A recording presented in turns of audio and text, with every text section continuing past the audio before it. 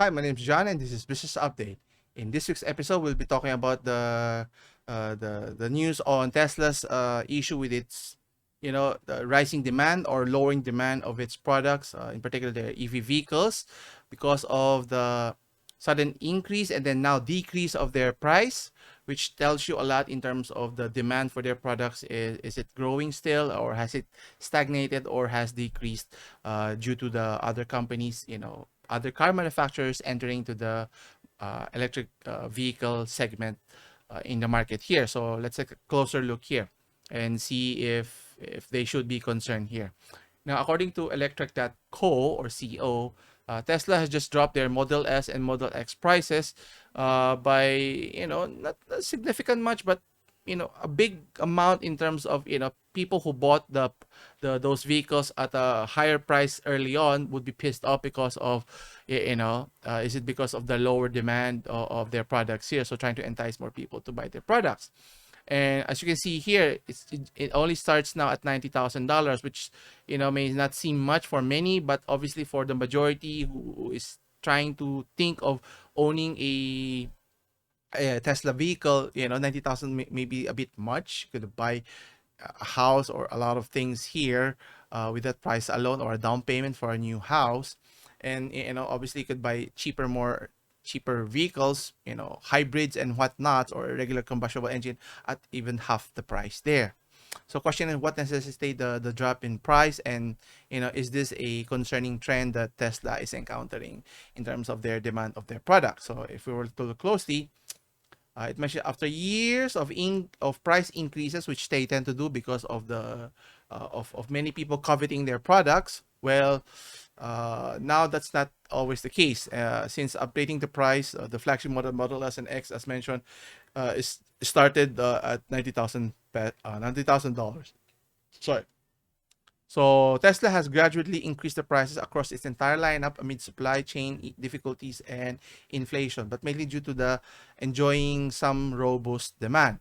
But obviously that's not the case. Aesthetic wise, it may look pleasing to the motorist here, or even for the young buyer here. But obviously there are a lot of pitfalls still, which I've been very adamant about, vocal about, in terms of its software issues, the manufacturing of sound reliable vehicles. Obviously, they've been in the market for quite a few years, a decade or so, but they're nowhere in terms of the experience of where Ford, uh, GMC, even Toyota, the bigger brand names out there here. And obviously, as you can see, the how interesting their center console dashboard, which only relies in a touchscreen monitor here. And if something were to go awry, you're in trouble.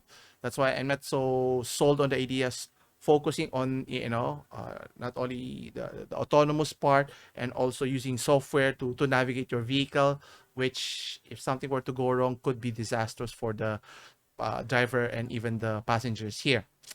Anyway, it mentions here that in January, when Tesla implemented price cuts across its entire vehicle lineup worldwide, which is pretty interesting here.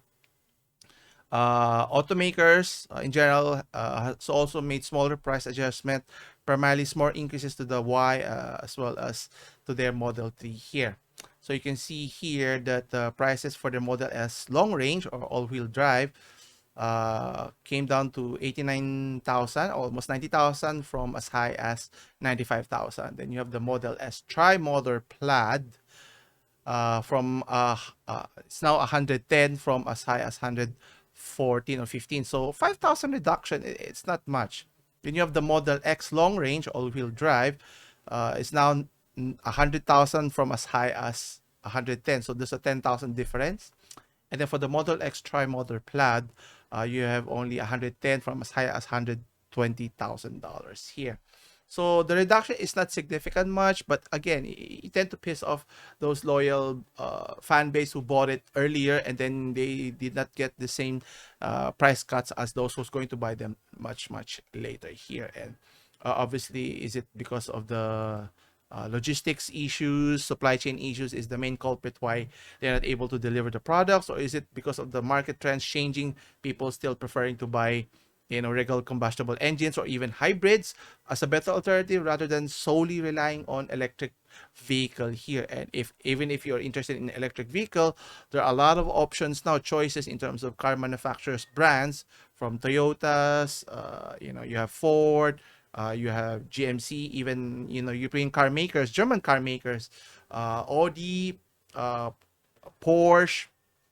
You also have Mercedes.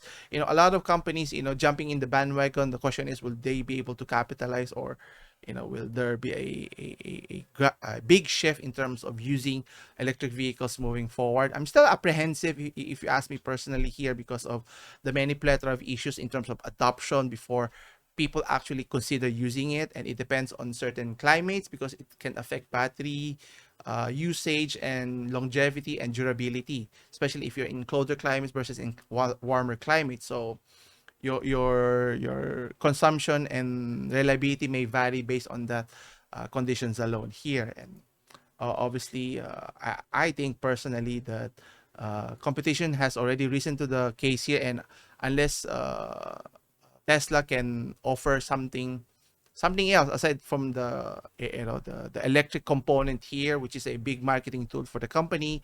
I think the full self-driving, the FSD, is not gonna be enough, because I think they should focus on the car, making it reliable, so that those who already bought will continue buying it. And how do you encourage other car owners who haven't jumped in the AV market would consider buying a Tesla vehicle here? Only time can tell. So let's see what Tesla does here, or what does Elon do here to navigate the situation where Tesla is, because he's now too stretched in terms of has many other dealings with other companies, from the SpaceX to AI. You have now, he just bought Twitter here, so you can see here, maybe he's distracted, maybe, but only time can tell.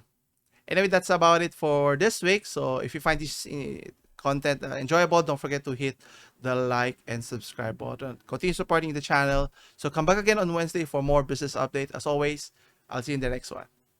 Take care.